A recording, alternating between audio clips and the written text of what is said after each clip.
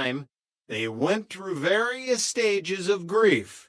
First was panic, then boredom, then most terrifying of all, bonding. "You know, Jack," Stanley said, his voice unusually soft in the darkness, "I wasn't always a landlord. I had dreams. I wanted to be a professional dancer." "You, Mr. Roper, a dancer?" Jack asked, genuinely surprised. "I had the legs for it. It was the war that stopped me. And Helen. Mostly Helen's cooking. It ruined my center of gravity. When the fire department finally pried the doors open, they found Jack and Stanley sitting on the radiator, singing Sentimental Journey in harmony. "Don't tell Helen about the dancing," Stanley whispered as he stepped out onto the landing. "My lips are sealed, Stanley," Jack winked. Epilogue: The Never-Ending Waltz. The days in apartment 201 would continue to blur into a montage of misunderstandings and triumphs. There would be more dates for Jack, more floral emergencies for Jeanne, and more typing mishaps for Chrissy. Stanley would continue to peep, and Helen would continue to hope.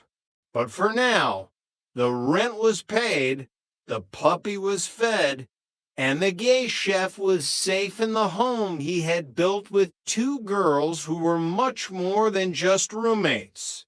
They were a family, and in the wild, neon-lit world of 1970s California, that was the greatest treasure of all. Three's Company, The Santa Monica Chronicles. Chapter 1, The New Yorker and the Jailer. The golden California sun was beginning its slow descent over the Santa Monica Pier, casting long, amber shadows across the weathered wood of the boardwalk. The air carried the scent of salt spray and popcorn, a sensory tapestry that defined the seaside life of 1977. But inside the manager's apartment of the Mediterranean-style complex on 1014 Encroft Avenue, the atmosphere was considerably less picturesque. Stanley Roper sat in his favorite armchair, a sagging piece of furniture that smelled faintly of old cigars and desperation. His face was twisted into a mask of perpetual agitation, his brow furrowed as if he were trying to solve a complex mathematical equation that didn't exist.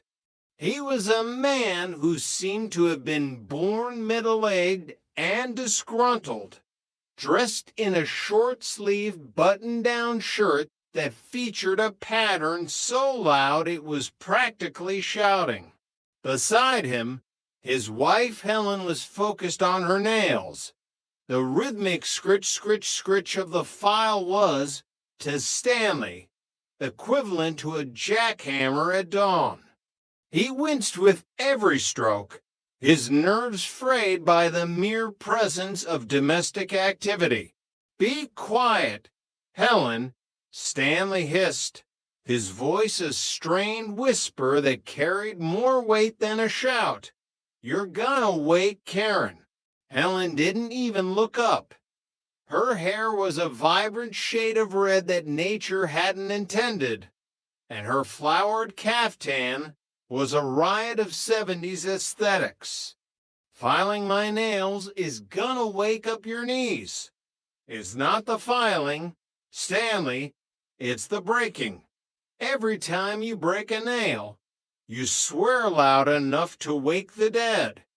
Oh, so that's what got you up. Just hold it down, will you?" Stanley adjusted his thick-rimmed glasses. The poor girl flew in all the way from New York, She's exhausted. You've heard of jet lag, haven't you? Helen sighed, finally setting the file down and looking at her husband with a mixture of pity and long-suffering exasperation. Heard of it? I married it. You've been in a fog since the Eisenhower administration. You don't have jet lag. Stanley, you have life lag. Stanley ignored the barb. His brother had entrusted him with Karen, and in Stanley's mind, taking care of a young woman in her 20s meant acting as a self-appointed warden of a high-security prison. To him, Los Angeles was not the land of opportunity. It was a sprawling, neon-lit playground for freaks, weirdos, and perverts. He saw danger in every smile and a predator in every leisure suit. She's trying to adjust to a new time zone, Stanley defended, leaning forward. She's trying to adjust to living the life of a nun, Helen countered. You never let her out of your sight. You're more like her jailer than her uncle. It's embarrassing, Stanley. The girl is beautiful. She's young. And she's stuck in this stuffy apartment listening to your war stories every night. Even the moths are getting bored. I took her to Disneyland. Stanley protested, his voice rising in defensive indignation. I took her to the museum. We walked to the end of the pier. I told her every night about my experiences in the big one. You call that boring? Huh? Ellen. Stanley suddenly barked, realizing his wife's eyes had glazed over, her head tilting slightly to the side. Oh, sorry, Stanley. Helen blinked, shaking herself awake. I must have drifted off. Probably because your list of fun activities sounds like a prescription for clinical insomnia. Taking a 20-year-old girl to a museum to look at dust is not a night on. The town. She leaned forward, her expression softening slightly, trying to reach whatever remained of Stanley's sense of empathy. Look, she ought to be out having some fun with people her own age. She ought to be out dating, feeling the wind in her hair, meeting boys who don't remember the Roosevelt administration. Stanley recoiled as if she'd suggested Karen join a traveling circus or a radical political movement. Dating. In this city, it's crawling with freaks and weirdos. Yes, I know. Helen finished for him, her voice dripping with sarcasm. But what about the kids upstairs? They seem normal enough in a chaotic sort of way. Stanley paused.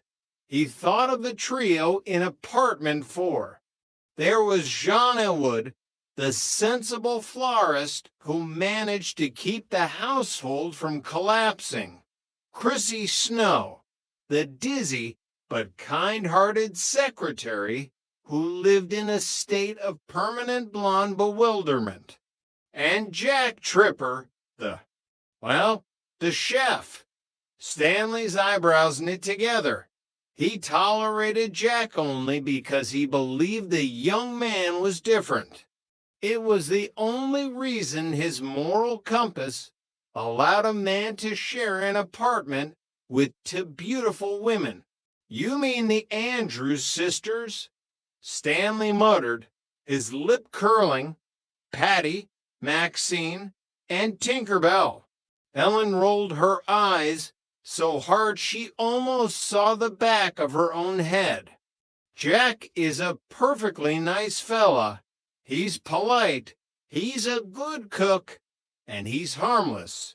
And more importantly, Stanley, He's safe. You know what I mean. A slow, calculating smile spread across Stanley's face. It was a rare and slightly unsettling sight, usually signaling that he had found a way to save a nickel or avoid a domestic headache. The gears in his mind turned with the audible groan of rusty machinery.